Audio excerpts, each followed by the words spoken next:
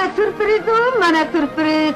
Ana kir yuvadigan mashina-yu, mana dilibizor. Bu safargi sarpasetimizda surprizmisan surpriz bo'ldi. Nima deb o'ylaysiz? Shu 15 xil aksessuari bo'lajak kelin bolamizga kim olib beryapti? Bo'lardi. Bo'lajak turmush o'rtoqlari deydigan bo'lsanglar, yo'q, adashdinglar. Bu safar bo'lajak turmush o'rtoqlari ham emas, o'zlari ham olmayaptilar. Bu safar dugonalari shu 15 xil aksessuari kelinimizga sovg'a qilyaptilar. Oho, hozirgi zamonda bunaqa mehribon dugonalarni topish juda ham qiyin, to'g'rimi?